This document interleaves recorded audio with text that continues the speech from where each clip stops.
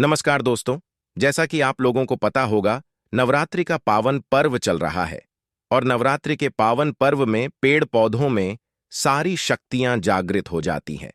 पेड़ पौधे में देवी देवताओं की शक्ति बसती है। पेड़ पौधे ऊर्जा का प्रतीक है और प्राण वायु भी हमें पेड़ पौधों से ही प्राप्त होती है। पौधे ना होते तो हमारे भी असित तत्व समाप्त हो जाता। पौधे हैं तो हमारे जीवन है।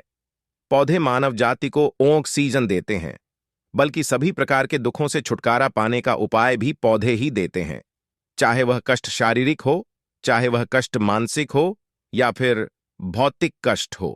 अगर आप भी नवरात्रि में जल्द बनना चाहते हैं आमिर, तो इस वीडियो को ध्यान से देखना और वीडियो को एक लाइक जरूर करना।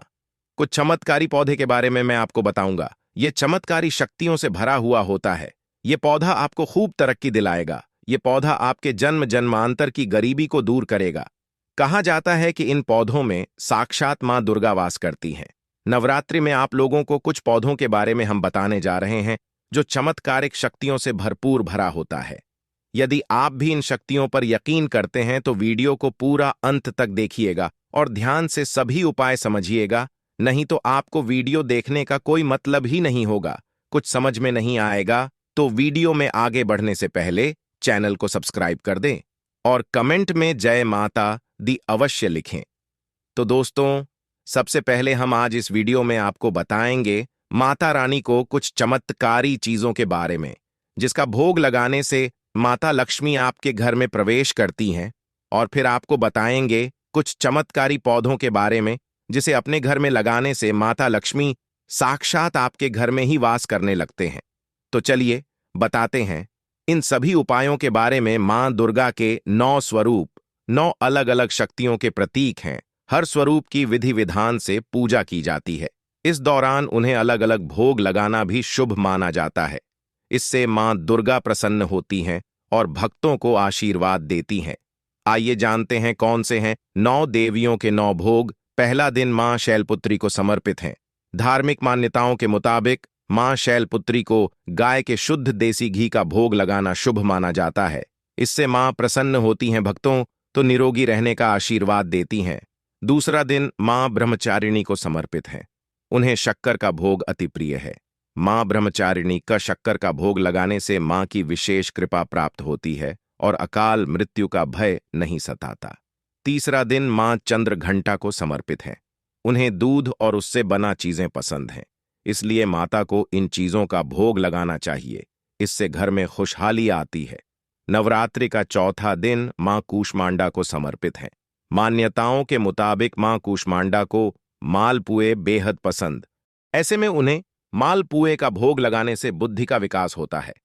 पांचवा दिन मां स्कंद माता को समर्पित है। स्कंद माता को केले का भोग लगाना शुभ माना जाता है। इससे आरोग्य जीवन का आशीर्वाद प्राप्त होता है। नवरात्रि का छठा दिन मां कात्यायनी को समर्पित है। मां कात्यायनी को शहद पसंद है। ऐसे में उन्हें शहद का भोग लगाना चाहिए। नवरात्रि का 7वां दिन मां कालरात्रि को समर्पित है। मां कालरात्रि को गुड़ का भोग लगाना चाहिए। नवरात्रि का 8वां दिन काफी अहम माना जाता है। इसे महाअष्टमी भी कहते हैं। ये दिन महागौरी को समर्पित है। इस दिन कई लोग कन्या पूजन भी करते हैं। महागौरी को नारियल बेहद पसंद है। ऐसे में उन्हें नारियल या नारियल से बनी चीजों का भोग लगाना बेहद शुभ माना जाता है। 9वां दिन मां सिद्धिदात्री को समर्पित है। मां सिद्धिदात्री तिल का भोग लगाना शुभ माना जाता है। तो चलिए अब हम आपको बताते हैं नवरात्रि के दिन कौन से पौधे लगाने से धन की प्राप्ति होती है। दोस्तों, कई लोग घर में पेड़ पौधे लगाते समय बहुत ज्यादा सोचते हैं, क्योंकि यदि आप पौधे को गलत दिशा में लगा देते हैं तो घर में धारिता आती है। तो ले आइए जान लेते हैं। सबसे पहले घर में हमें पौधे किस दिशा में लगाना चाहिए और किस दिशा में नहीं लगना चाहिए। वास्तुशास्त्र में पेड़ पौधों का विशेष महत्व बताया गया है, क्योंकि पेड़ पौधों का संबंध ग्रहों से होता है। इसीलिए ग्रहों के अशुभ प्रभाव को कम करने के लिए पेड़ लगाए जाते हैं। साथ ही पेड़ पौधे पॉजिटिव एनर्जी के फ्लो को बढ़ाते हैं। लेकिन क्या आपको पता है कि पेड़ पौधों को सही दिशा में लगाना बेहद जरूरी होता है? क्योंकि अगर आप पेड़ पौधों को सही दिशा में नहीं लगाते हैं तो आपके जीवन में दरिद्रता छा जाती है। साथ ही मां और वास्तु देवता नाराज हो जाते हैं।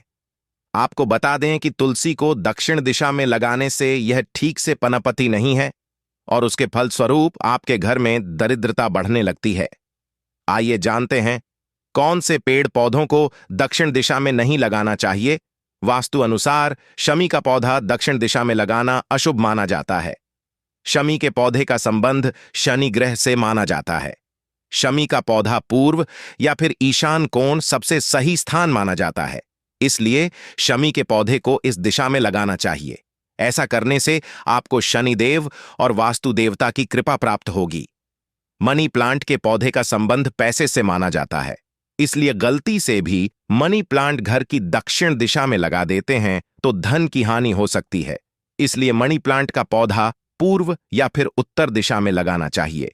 ऐसा करने से आपको मां लक्ष्मी और वास्तु देवता का आशीर्वाद प्राप्त होता है।